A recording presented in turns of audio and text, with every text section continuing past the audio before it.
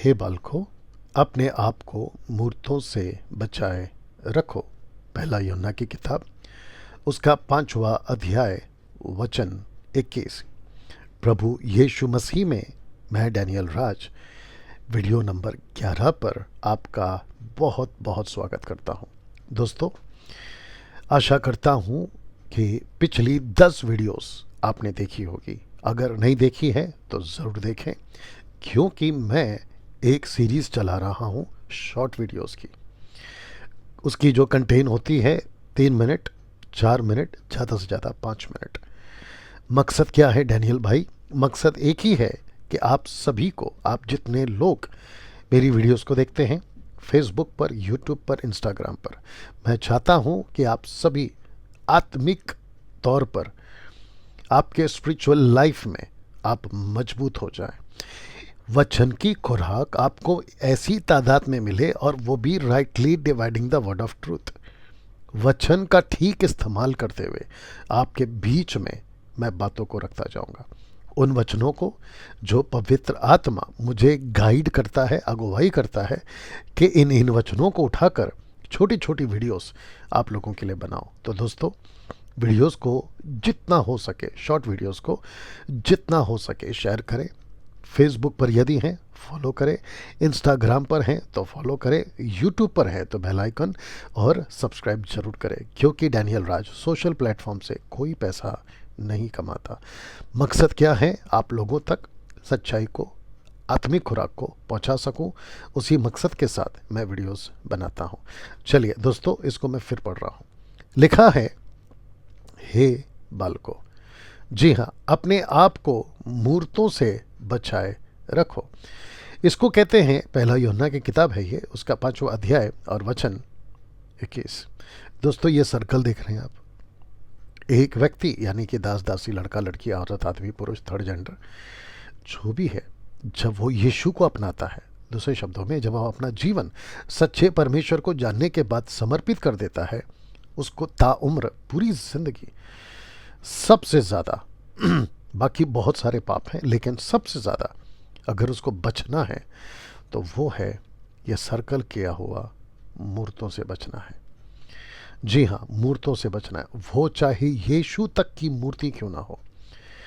क्रूस की मूर्ति बनाकर पूजा नहीं कर सकते, यीशु की तस्वीर बनाकर पूजा पाठ नहीं कर सकते। किसी की भी मूर्ति बनाकर, किसी की भी, मेरी बात को समझने की कोशिश करिए, किसी की भी मूर्ति, क्योंकि जो सब कुछ को बनाया, जिसने मिट्टी बनाई है, मिट्टी परमेश्वर नहीं हो सकता। जिसने पत्थर बनाया, पत्थर परमेश्वर नहीं हो सकता। जिसने पेड़ लकड़ियां बनाई, वो परमेश्वर नहीं हो सकता। जिसने चांद, सूरज, तारे, आकाश, गंगा, पानी, सब कुछ को बना, यहाँ तक कि आग, उसकी आराधना, पूजा नहीं कर सकते, क्योंकि ये सारी की सारी चीज़ें किसी ने बनाई है, और जिसने बनाई है ना, वो परमेश्वर है। याद रखिए, सृष्टि परमेश्वर नहीं होती, सृष्टि को रचने वाला परमेश्वर होता है।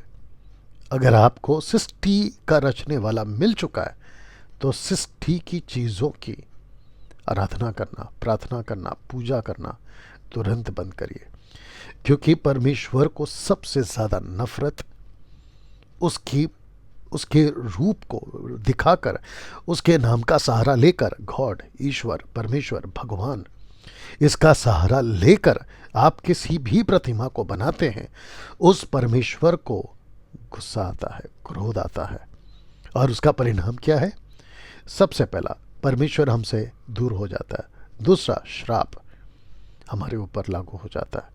और यही वजह है आज कई तरह के श्राप से मनुष्य ग्रस्त है, यानी कि झगड़ा हुआ है।